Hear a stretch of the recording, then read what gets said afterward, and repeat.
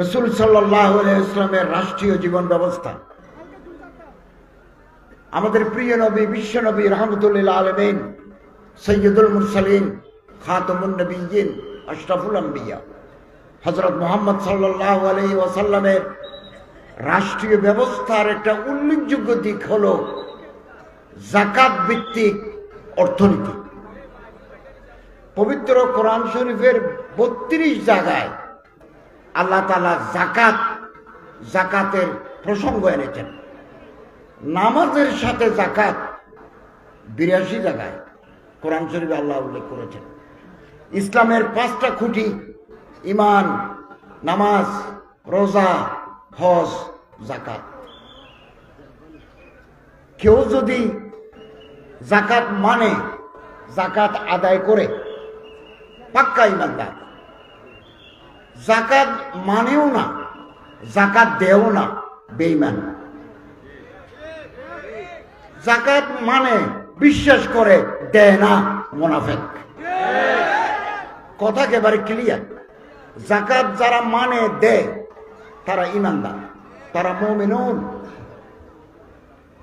যাকাত মানেও না, দেও না, নামে মুসলমান, যাকাত মানেও না, দেও না, বেঈমান। যাকাত মানে বিশ্বাস করে দাও, যাকাত দিতে হয়, কিন্তু দেয় না, মুনাফিক। আমরা মুমিনুনদের খাতায় আল্লাহ তাআলা আমাদের নাম লিপিবদ্ধ করে দিন, আমিন। যাকাত 100-তে 2.5 টাকা, 1 লক্ষে 2.5 টাকা যাকাত দিতে হয়। 7.5 তোলা সোনা অথবা 52 তোলা রূপা অথবা সমপরিমাণ নগদ অর্থ অথবা সমপরিমাণ ব্যবসার সামগ্রী 1 বছর যাবত যার হাতে আছে, যার কোনো কর্জ নাই, তার উপর যাকাত ওয়াজিব। নামাজ যেরকম ফরজ, যাকাত এরকম ফরজ। যাকাত এরকম ফরজ, নামাজ যেরকম ফরজ, রোজা যেরকম ফরজ, হজ যেরকম ফরজ, যাকাত এরকম ফরজ। আমাদের সমাজ আলহামদুলিল্লাহ উলামায়ে কেরামদের মেহনতের ফলে মানুষ, বহুদিন ধরে মানুষ যাকাত দিচ্ছেন, আদায় করছেন। কিন্তু বহু জায়গায় আমরা দেখি যাকাত কি জিনিস, কত দিতে হয়, এগুলো সম্পর্কে সাধারণ মানুষের কোনো ধারণা নাই। আলহামদুলিল্লাহ উলামায়ে কেরামদের মেহনতের ফলে যাকাত, মানুষ যাকাতের দিকে এগিয়ে যাচ্ছে, যাকাতমুখী হচ্ছে। আরো বেশি যাকাতমুখী হওয়া প্রয়োজন। আমাদের দেশে যত ধনী আছে তারা যদি ঠিক মতো যাকাত দেয়, 100-তে 1,02,500 টাকা হিসাবে যদি যাকাত দেয়, 1 বছরে বাংলাদেশে 30,000 কোটি টাকা যাকাত ফান্ডে জমা হবে। 30,000 কোটি। ওই যমুনা সেতু তৈরি করতে খরচ হয়েছে 4,000 কোটি। 4,000 কোটি। চট্টগ্রামের কর্ণফুলী নদীর নিচ দিয়ে এটা টানেল হয়েছে, এটা 12,000 কোটি। আর 1 বছরে বাংলাদেশের ধনীরা যদি যাকাত ফান্ডে টাকা জমা দেয়, 30,000 কোটি টাকা যাকাত ফান্ডে জমা হবে। ওলামা, নোকাবা, ওরাফা, জোয়ামা, মুফতি সাহেবরা, সরকারের অফিসাররা বসে শরীয়ত মতে, মাসারেফে যাকাত মতে এই টাকাগুলো যদি গরিব মানুষের ভিতরে ভাগ করে দেওয়া যায়, 10 বছরের ভিতরে শায়েস্তাগঞ্জ বাজারে ভিক্ষা করার জন্য কোনো মানুষ পাওয়া যাবে না। Equal distribution of wealth according to the rules of যাকাত। যাকাতের বিধান অনুযায়ী সম্পদ আহরণ, সম্পদ বিতরণের যদি ব্যবস্থা হয়, দেশ দরিদ্রতা মুক্ত হবে, দেশে গরিব খুঁজে পাওয়া যাবে না। হযরত ওমর রাদিয়াল্লাহু তাআলা আনহু জামানায়, হযরত ওমর ইবনে আব্দুল আজিজের জামানায় সিরিয়া, মুলকে শাম যাকাত আদায় হয়েছে, ধনীরা যাকাত দিয়েছেন, গরিব পাওয়া যায় না। আমাদের দেশেও তাই। ট্যাক্স দিলেও যাকাত দিতে হবে। যারা ইনকাম ট্যাক্স দিবেন তাদের যাকাত দিতে হবে। ইনকাম ট্যাক্স সরকারের হুকুম, যাকাত আল্লাহর হুকুম। দুই হুকুম পালন করতে হবে। এবং 52.5 তোলা সোনা, 7.5 তোলা সোনা, 52.5 তোলা রূপা। হাটহাজারী মাদ্রাসার ফতোয়া মতে 84,000 টাকা যার হাতে নগদ 1 বছর যাবত আছে, 1 বছর যাবত যার হাতে আছে, যার কর্জ নাই, তাকে জাকাত দিতে হবে। এগুলো আলেম ওলামাদের কাছে আপনি ফতোয়া পাবেন। জাকাতের উপরে অনেক মূল্যবান বই, কিতাবপত্র বাংলায়, উর্দুতে, আরবিতে আছে। আপনারা নিয়ম কানুন জেনে নেবেন। এবং ব্যাংকে নগদ টাকা 1 বছর যাবত যার আছে তাকে জাকাত দিতে হবে। ডলার আছে, পাউন্ড আছে, রিয়াল আছে, লক্ষ লক্ষ টাকার রিয়াল আপনার সিন্ধুকের ভিতরে পড়ে আছে, এগুলো জাকাত দিতে হবে। এরকম ওলামায়ে কেরামদের কিতাব আছে কোন কোন খাতে জাকাত দিতে হয়, কোন আলেমের, কোন মুফতি সাহেবের যদি 5 লক্ষ টাকার কিতাব থাকে, ওই কিতাব যদি তিনি মোতালা করেন, ওই কিতাবের উপর জাকাত নাই। হ্যাঁ, কিতাব আনি যদি বেচে, ঢাকা থেকে আনি হবিগঞ্জে কিতাব বিক্রি করে, তাহলে এটা মাল সম্পত্তি, এটা জাকাত দিতে হবে। যে বাড়িতে আমরা থাকি তার উপরে জাকাত নাই, এটা আমি ব্যবহার করি, জাকাত নাই। যে গাড়িতে আমি চড়ি, ব্যবহার করি, জাকাত নাই। হ্যাঁ, শায়েস্তাগঞ্জ থেকে সিলেট পর্যন্ত যদি আমার গাড়ি ভাড়া মারে, তাহলে ইনকামের উপরে জাকাত। বিল্ডিং কিনি বেশি, অথবা বিল্ডিং ভাড়া দিই, ওই আয়ের উপরে জাকাত। এরকম অনেক বিধিবিধান আছে। এই বিধিবিধানগুলো ওলামা, আলেম ওলামা, মুফতি সাহেবদের কাছে যাই, আমাদের জানতে হবে। জাকাত না দিলে কঠিন শাস্তি, কঠিন শাস্তি।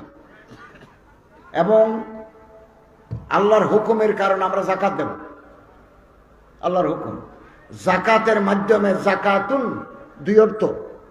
এক, জাকাতুনের মানে পবিত্রকরণ, সম্পত্তির ময়ল কুচল, সম্পত্তির ময়লা গরিব দুঃখী মানুষকে দিই, বাকি সম্পত্তি পাক করে নি, জাকাত। জাকাতের আরেক অর্থ বৃদ্ধি পাওয়া, অগমেন্টেশন অফ দ্য ওয়েলথ, সম্পদ বৃদ্ধি পায়। আপনি পরীক্ষামূলকভাবে 2025 সালে জাকাত দেন, 26 সালে আপনার সম্পত্তি বেড়ে যাবে, বৃদ্ধি পাবে। সমাজে দরিদ্রতা, অভাব, অভাব মারাত্মক জিনিস। অভাবের কারণে মানুষের স্বভাব নষ্ট হয়ে যায়। কাদাল ফকরে ইয়াকুনা কুফরা, অভাবের কারণে মানুষ নাফরমানিতে লিপ্ত হয়। কোন মা 2টা বাচ্চা নিয়ে বিধবা হয়ে গেল, চিন্তা করে দেখেন আমাদের সমাজে এরকম মানুষ আছে। অথবা স্বামী অসুস্থ, স্বামী অসুস্থ, আয় রোজগার করতে পারে না, এই মেয়েটা অসহায়, 2টা বাচ্চাও আছে, কোথায় যাবে? সে জাকাতের মুস্তাহিক। আমরা যারা ধনী, আল্লাহ তাআলা যারা আমাদের, আপনাদেরকে যারা বিত্তশালী, আল্লাহ তাআলা বিত্তশালী করেছেন, মাল ও দৌলত দিয়েছেন, আমরা শরীয়তের হুকুম মতে এই গরিব দুঃখী অভাবগ্রস্ত বিধবাদের পাশে দাঁড়াবো। মাদ্রাসায়, হেফজখানায় বহু এতিম ছাত্র আছে, যাদের কিতাব কেনার পয়সা নাই, যাদের ভাত খাওয়ার অর্থ নাই, শীতের একটা জামা নাই, আমরা জাকাতের টাকা দিয়ে তার পাশে দাঁড়াতে পারি। চিন্তা আনে ডবল সওয়াব পাবো। এটা জাকাতের সওয়াব পাবো, আর একটা ইলমে দ্বীনের সহযোগিতা করলাম, এই আরেকটা সওয়াব পাবো। জাকাত যদি আত্মীয় স্বজনকে দিই, চিন্তা আনে সালাতুন ওয়া সাদাকাতুন, আত্মীয় স্বজনের সাথে ভালো ব্যবহার করা শরীয়তের হুকুম, এই সওয়াবও পাবো, জাকাতের সওয়াবও পাবো। এবং অভাব, এ হাতের চাইতে এ হাত দামি, এ হাতে দে, এ হাতে লয়। তবুক, গজওয়াতে তবুক নবী করিম সাল্লাল্লাহু আলাইহি ওয়াসাল্লাম খুতবা দিয়েছিলেন, যাদুল মাআদা আছে, ওখানে আছে আলিয়াতুল উলিয়া খায়রুম মিন ইয়াদিস সুফলা, নিচের হাতের চাইতে উপরের হাত দামি, উপরের হাতে দে, নিচের হাতে লয়। আমরা আল্লাহর কাছে দোয়া করি, সারা জীবন দোয়া করি, আল্লাহ এ হাতের মালিক বানাই দাও। অভাব, টাকা পয়সার অভাব, ভাতের অভাব, কাপড়ের অভাব মানুষকে নাফরমান বানাই দেয়। মানুষের চরিত্র ঠিক থাকে না অভাবের কারণে। এই জন্য আল্লাহ রসুল সাল্লাল্লাহু আলাইহি ওয়াসাল্লাম দোয়া করেছেন, আল্লাহুম্মা আউযু বিকা মিনাল ফাকর, আল্লাহুম্মা আউযু বিকা মিনাজ যুনুব। খোদা গুনাহ থেকে বাঁচাও, ফকর ও ফাকা থেকে বাঁচাও। তা আমাদের এই বাংলাদেশের এই সমাজ আলেম ওলামাদের মেহনতের ফলে এখনো মাথায় টুপি আছে, এখনো সুন্নাত জিন্দা হয়, এখনো তাওহীদ জিন্দা আছে আলেম ওলামাদের মেহনতের ফলে। এই জন্য আমাদেরকে রাসূল করিম সাল্লাল্লাহু আলাইহি ওয়াসাল্লামের সিরাত রাসূল, দারিদ্র মুক্ত জীবন যাকাতের মাধ্যমে এটা সম্ভব। বাংলাদেশে 17 কোটি মানুষ, 3,17,57,000 মানুষ গরিব। আমরা 17 কোটি মানুষ, 3,17,57,000 মানুষ গরিব। গরিব মানে সাম্বার সেন্ট্রাল নাই, স্পঞ্জের সেন্ট্রাল পড়ে। বাজারে যায়, ইলিশ মাছ দেখে, দাম জিজ্ঞাসা করে কিনতে পারে না। দরিদ্রতা, অভাব। যার অভাব আছে তার রাতে ঘুম হয় না, তার ডায়াবেটিস বেশি, প্রেশার বেশি। আর যার পকেটের ভিতরে লাখ টাকা আছে, এমনি সাউন্ড স্লিপ, খুব ভালো মতো ঘুম হবে, রিবোট্রিল খেতে হবে না। পকেটের ভিতরে টাকা থাকলে এমনি শরীর গরম, ভালো থাকে, মন ভালো লাগে, হাসি খুশি। এগুলো হাদিসেও বর্ণনা আছে। অতএব আল্লাহ তাআলা আমাদের যাদের টাকা দিয়েছেন, পয়সা দিয়েছেন, হিসাব করব ব্যাংকে কত আছে, ব্যবসাতে কত আছে, কোথায় কোথায় টাকা রাখছি, ডিপিএস কত, প্রভিডেন্ট ফান্ড কত, এগুলো সব হিসাব করে যাকাত দিয়ে দেন। আগামী বছর আপনার সম্পত্তি বৃদ্ধি পাবে। এবং আল্লাহ তাআলার হুকুম পালন করলাম, এটা আনন্দ। আমার টাকা দিয়ে একটা মানুষ একটা জামা গায়ে দিল, আনন্দ। যাকাতের টাকাতে রাস্তা তৈরি করলে হয় না, যাকাতের টাকা দিয়ে মালিক বানাই দিতে হয়। একটি সেলাই মেশিন দিয়ে দিতে পারি, একটা কাপড় চোপড় দিয়ে দিতে পারি, একটা লুঙ্গি দিলেও যাকাত আদায় হবে। যাকাতের টাকাতে আপনি লুঙ্গি দিলে, শাড়ি দিলেও যাকাত আদায় হবে।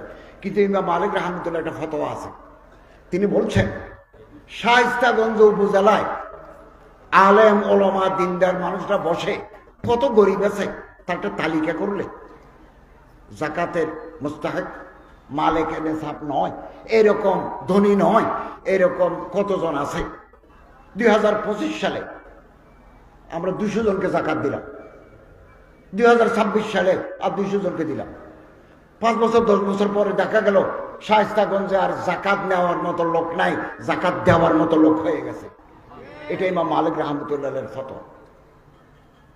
অতএব আসুন, যাকাতের একটা অংশ, আমি বাংলাদেশ সরকারের ধর্ম মন্ত্রণালয়ের দায়িত্বশীল, আমাদের একটা যাকাত বোর্ড আছে। আমি খুব বড় বড় আলেম রেখেছি, মনোনয়ন দিয়েছি, বড় মুফতি, যাদের এলমি তাবাখুর আছে, এলমি অমুক আছে, গেহরাই আছে, এরকম আলেমদেরকে রেখেছি। এবছর 2025 সালে রমজানের আগে 11 কোটি টাকা যাকাত বোর্ড থেকে আমরা সারা বাংলাদেশে বিতরণ করব। আমি ঢাকাতে করব, আর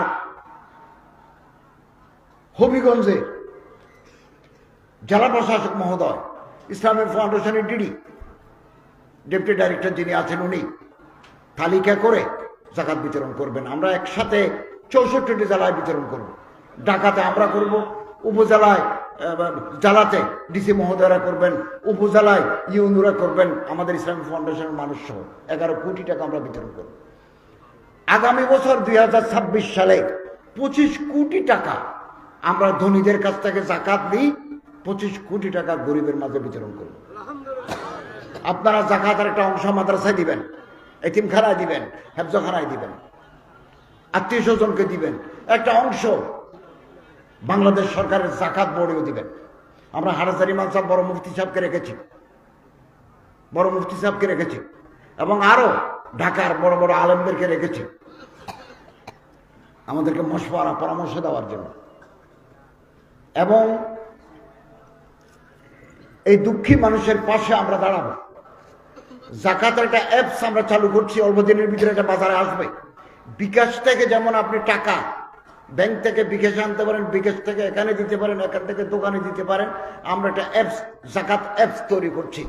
আপনি শায়েস্তাগঞ্জে বসে জাকাত বোর্ডে গভর্নমেন্টের এখানে যদি 2000 টাকা দিতে চান, এখান থেকে টিপ দিলেই আপনার অ্যাকাউন্ট থেকে ডেবিট হয়ে আমাদের অ্যাকাউন্টে ক্রেডিট হয়ে যাবে। আপনার মোবাইল থেকে টিপ দিয়ে জাকাত দিতে পারবেন। ইসলামী ফাউন্ডেশন খুঁজতে হবে না, ঢাকাতে মানি অর্ডার করতে হবে না, আপনি মোবাইল থেকে দিলেই আমাদের অ্যাকাউন্টে জমা হয়ে যাবে। এবং আলহামদুলিল্লাহ আমরা অগ্রসর হচ্ছি, আপনাদের সহযোগিতা দরকার। জাকাত বিশ্বাস করে জাকাত দিতে হয়, আসলে দেয় না, এরা মুনাফিক। তাফসীর ইবনে কাসির, আসহ তাফসীর রাওয়ায়াতান ইবনে কাসির, অনেক বড় তাফসীর, ওখানে একটা ঘটনা আছে। নবী করিম সাল্লাল্লাহু আলাইহি ওয়াসাল্লামের জামানা সালাবা ইবনে আবি হাতিব, সালাবা ইবনে হাতিব নয়, সালাবা ইবনে হাতিব বড় সাহাবী, সালাবা ইবনে আবি হাতিব ছাগলের খামার, ভেড়ার খামার মদিনা শরীফ, অনেক পয়সাওয়ালা। একদিন নবী করিম সাল্লাল্লাহু আলাইহি ওয়াসাল্লামের দরবার আসি, বলেন ইয়া রাসূলুল্লাহ, আপনি একটু আল্লাহরে বলেন না, আল্লাহ যেন আমারে কোটি কোটি টাকার মালিক বানায়। হযরত সাল্লাল্লাহু আলাইহি ওয়াসাল্লাম বলেন, আমি তো এরকম দোয়া কোনোদিন করি নাই, আমি দোয়া করলে তো আল্লাহ উহুদের পাহাড় আমারে সোনা বানায় দিবেন, আমি তো এই দোয়া করি নাই। চলে গেল, কতদিন পর আবার আসছে, এসে বলে ইয়া রাসূলুল্লাহ, আপনাকে একটু আবেদন করছি, আপনি একটু আল্লাহরে বলেন না, আল্লাহ যেন আমারে কোটি কোটি টাকার মালিক বানায়। এবং সাহাবা বলতেছে, ইয়া রাসূলুল্লাহ, টাকা পয়সা আমার আছে, তবে আল্লাহ যদি আমারে বেশি টাকা দেন, আমি গরিব, দুঃখী, এতিম, ফকরা, মাসাকিন, ওয়াবনাস সাবিল এদেরকে দান করব। যারা মেয়ে বিয়ে দিতে পারে না তাদের মেয়ে বিয়ে দেওয়ার ব্যবস্থা করবো, যারা ঘর তৈরি করতে পারে না ঘর তৈরি করে দেব। তখন রাসূলুল্লাহ সাল্লাল্লাহু আলাইহি ওয়াসাল্লাম দোয়া করেন, আল্লাহুম্মা রযুক সালাবাতা মালান, খোদা সালাবার সম্পত্তি বাড়াই দাও। তো রাসূলুল্লাহর দোয়া মুহূর্তের ভিতরে আল্লাহ কবুল করে নিলেন। সালাবাত খামার বাড়ি, ছাগল ভেড়া, 6 মাসের ভিতরে একেবারে উই পোকার মতো ছাগলের বাচ্চা দিতে লাগলো। আগে খামার ছিল 2টা, এখন হয়ে গেল 6টা। যত খামার বাড়ে মদিনার মসজিদ থেকে তত দূরে চলে যায়। আগে 3 ওয়াক্ত নামাজ মদিনার মসজিদ আসি পড়তো, এখন যখন ছাগল বেশি হয়ে গেছে জুমার দিন আসে। যত টাকা বেশি মসজিদ থেকে দূরে। এরকম মাল বল বনুন, এগুলো ফিতনা। যে সম্পত্তি আল্লাহর সাথে সম্পর্ক করে দেয়, এই সম্পত্তি আল্লাহর রহমত।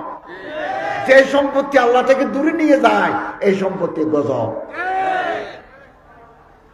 একদিন জুমার নামাজ আদায়ের পরে সালাম ফিরানোর পরে রাসূলুল্লাহ সাল্লাল্লাহু আলাইহি ওয়াসাল্লাম জিজ্ঞাসা করলেন, আইনা সালাবা, সালাবা কোথায়, কোনো অসুখ হলো কিনা? সাহাবায়ে কেরাম বলল, হুজুর অসুখ নয়, টাকা হয়েছে যে বেশি টাকা, এখন নামাজ পড়ার টাইম নেই, টাকা নিয়ে ব্যস্ত, ছাগল নিয়ে ব্যস্ত। পরে আল্লাহ তাআলার পক্ষ থেকে আয়াত নাযিল, খুয মিন আমওয়ালিহিম সাদাকা। আল্লাহ তাআলা বলেন, দুনিয়াতে আমি যাদেরকে পয়সাওয়ালা টাকাওয়ালা বানিয়েছি তাদের কাছ থেকে যাকাত নিয়ে গরিব দুঃখী মানুষের মধ্যে বিতরণ করে দাও। হযরত 2টা চিঠি লিখলেন, একটা সাহাবার কাছে আর একটা ওটওয়ালার কাছে। সাহাবায়ে কেরাম গিয়ে ওটওয়ালাকে বলছে যাকাত দিতে হবে। যাকাতের সিস্টেম আছে, কয়টা ছাগল থাকলে, কয়টা গরু থাকলে, কয়টা উট থাকলে যাকাত দিতে হয় হিসাব আছে।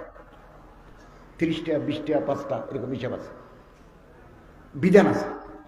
উটওয়ালা খুশি হয়ে গেল, আল্লাহ রাসূলুল্লাহ সাল্লাল্লাহু আলাইহি ওয়াসাল্লাম চিঠি লিখেছেন আমি যাকাত দেবো, ভাই আপনারা খামার বাড়িতে ঢুকেন, হিসাব করে যাকাত নিয়ে যান।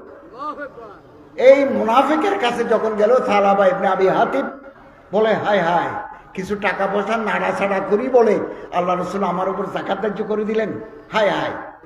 একথা বলে, দেবে না একথাও বলে না, দেব একথাও বলে না। সাহাবায়ে কেরাম ফিরে আসছেন, এসে বললেন, ইয়া রাসূলুল্লাহ, উটওয়ালা যাকাত দিল, ছাগলওয়ালা হায় হায় করে।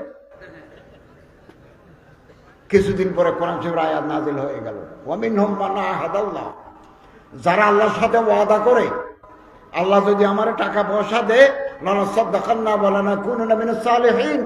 নূরে তাকিদ, লামে তাকিদ, ডবল তাকিদ। हम जरूर बिजरूर अदा करेंगे, सदका देंगे। আল্লাহ যদি আমারে টাকা দেয় আমি অবশ্যই যাকাত দেব, নেককার মানুষের অন্তর্ভুক্ত হব। আল্লাহ যখন টাকা দেয় বখিলু বিহি ওয়াতাল্লাহুম মুরিদুন, মহালতি করে দিতে চায় না, মুখ ফিরে ফেলে। রাসূলুল্লাহ সাল্লাল্লাহু আলাইহি ওয়াসাল্লাম এই আয়াতে ব্যাখ্যা মদিনার মসজিদে করলেন রাতের বেলা। সাহাবার মামা ছিল ওখানে উপস্থিত।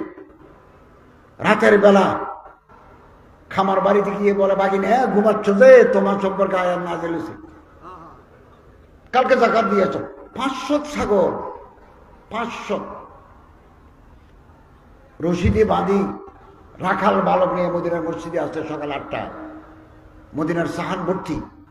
হযরত বললেন কোনো গজবা নাই, সরিয়া নাই, যুদ্ধ নাই, এত গনিমতের মাল কোত্থেকে আসলো? সাহাবা আসি বলে, ইয়া রাসূলুল্লাহ একটু দেরি হয়ে গেল, চিঠি পাইছি, যাকাত নিয়ে আসছি। আল্লাহ রসুল বলেন, গত রাতে আল্লাহ আমারে মানা করে দিয়েছেন আমি না তোমার কাছ থেকে যেন যাকাত গ্রহণ না করি। আমি আপনি ক টাকা যাকাত দেব?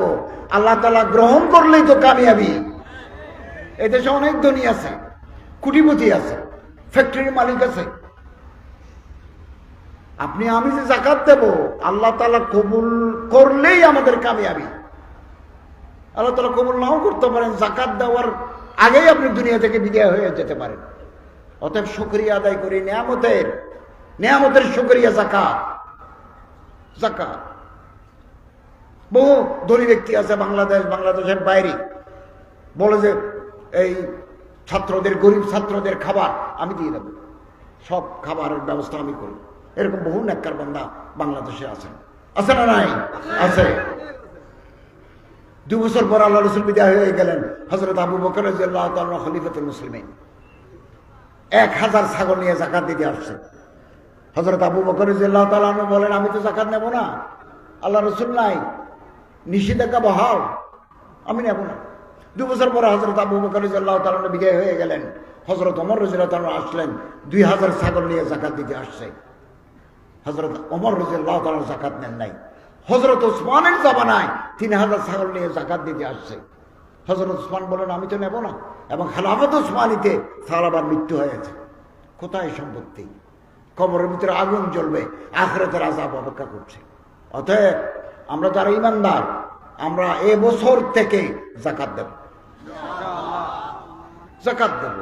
আত্মীয় স্বজনের ভিতরে যারা গরিব তাদের দেব। আশেপাশে মাদ্রাসা আছে, এতিমখানা আছে, হেফজখানা আছে, যাই না একবার দেখি না, তাদের জামা আছে কিনা দেখি না, দেখি অল্প করে দিই। এবং নিয়তের মালিক, নিয়তের উপরে সবকিছু দারমদার। দেখবেন আগামী বছর আপনার সম্পত্তি আল্লাহ তাআলা বৃদ্ধি করে দিবেন এবং এই সম্পত্তি হালাল হয়ে যাবে। আল্লাহ তাআলা আমাদের শরীয়তের গুরুত্বপূর্ণ বিধান, সিরাতুর রাসূলের রাষ্ট্রীয় ব্যবস্থাপনা যাকাত। যাকাত যাকাত দিই, আদায় করি, দুঃখী মানুষের ভিতরে দিই, অসুস্থ মানুষ। আমার মন্ত্রণালয় থেকে আমরা কিছু গরিব মানুষকে সাহায্য করি, সারা বাংলাদেশে করি। খবর আসলো যে উনি তো ক্যান্সারের রোগী ছিলেন, মারা গেছেন। এখন তো টাকা আমার অ্যাকাউন্টে ঢুকে গেছে, এটা তো আমরা ফেরত নিতে পারবো না, বা আমরা ফেরত নেব না। তখন বলে দিছি ওনার ওয়ারাসতের যারা ভাগিদার, ওয়ারিস যারা, তারা ভাগ করে নেবে। বহু মানুষ অসুস্থ, আবেদন করে প্রসেস করে যেতে মানুষ মারা যান। অতএব হায়াত কম। আসুন এখন থেকে যাকাত যে কোনো সময় দেওয়া যায়, রমজান মাসে দিলে সব বেশি। এবং কিভাবে দিবেন, আমি যখন একটা মসজিদে খতিব ছিলাম সরকারের উপদেষ্টা হওয়ার আগে, বহু মহিলা আমার কাছে টাকা পাঠাতো, হুজুর কোথায় দিলে এগুলো ঠিক মতো যাবে আমরা জানি না, আপনি এই টাকা দিলাম, আপনি যেখানে ভালো মনে করেন ওখানে দেন। তো আমি মাসারেফ মতে এগুলো আদায় করতাম।